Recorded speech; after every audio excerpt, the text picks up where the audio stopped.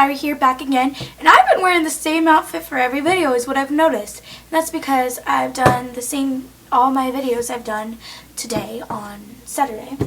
And I'm sorry for the lighting, it is now 5:40, so because of that it's getting a little bit dimmer, so I turned on every light and I even opened my back door. Okay, don't tell anyone. But yeah, I just opened it. Anyway, what I'm going to be doing this video is going to be theater tips on a few things that my drama teacher has taught me, because she's an amazing teacher, on just for if you are going to be auditioning for a part, whether it's a professional part or it's a school musical or a school production. Well, I've only auditioned for school productions, but this is what I've learned. Well, this is what my teacher has taught me, because she expects us to be professional even though the age we are, because I'm in 6th grade. But so basically the first step you need to have, like the first thing you need to know, is to always come prepared. This is kind of an obvious thing. A lot of people would say, well, duh. Well, a lot of people, you would be surprised at how many people just expect to show up there. And a director that's a casting director, they can definitely tell the difference between when it's a warm read to you and a cold read. And if you don't know what the difference between the two, what a warm read is you're familiar with it, you've read it before, and it's almost like you've memorized it, so you're very familiar. And a cold read, and some casting directors would require a cold read, and that's fine. But a cold read is just you're not familiar with it. It's not warmed up to you, and it's your first time reading it, most likely. And you want to be as familiar as you can be with the play. Now, for example, say the play or musical or any production was about the Holocaust. If you go into that audition knowing nothing about the Holocaust or nothing about anything that's going on in that production, it will show. Because trust me, especially if you're auditioning for professional productions, the director's going to ask you why you want the part or what it means to you, what the theme of it means to you. Okay. The second tip is to dress nicely, even if you're auditioning for a part that doesn't dress so nicely. Dress very professional, and what I mean by that is you don't have to wear a dress or a skirt. It may not even be appropriate for the audition, depending if you're doing a dance audition. But you still always want to be prepared when you come. I mean, professional. So you could wear a nice pair of even if you're a girl, wear a nice pair of dress pants and maybe a nice blouse. Or anything along those lines. For guys, a button-up, slacks. Even if it's not that, say you don't have slacks and a button-up shirt, you could wear like a polo collared shirt and jeans, and it will just show that you care about it a little bit more. Now, this next tip is mainly for school plays, and if you usually, when you find out about a play or musical, you find out about it in advance. So you find out about it at least a week or two in advance.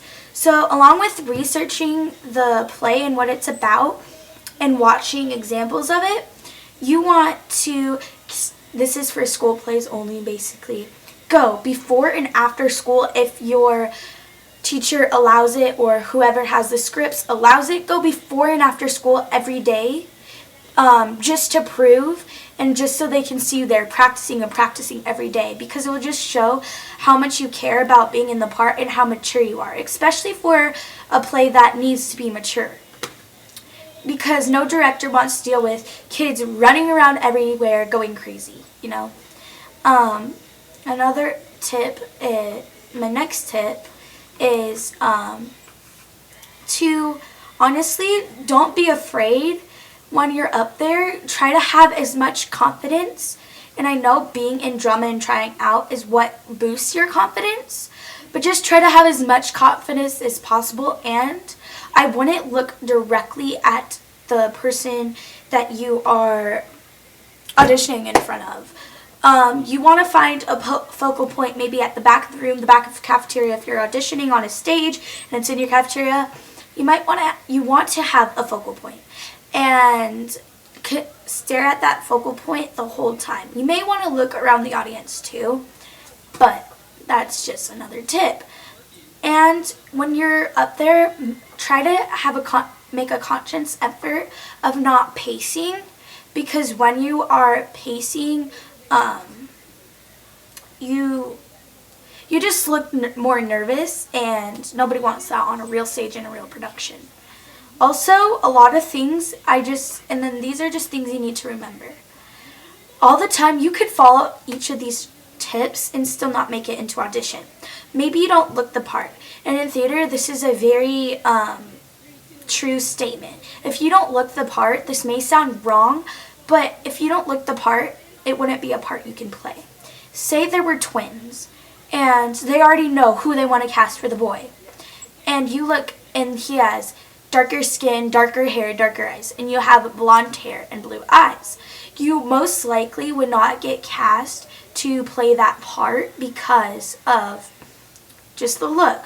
Or if it calls for a 13-year-old, and maybe you even are 12 or 11, but you're not as tall or developed as a 13-year-old, you may not make the part.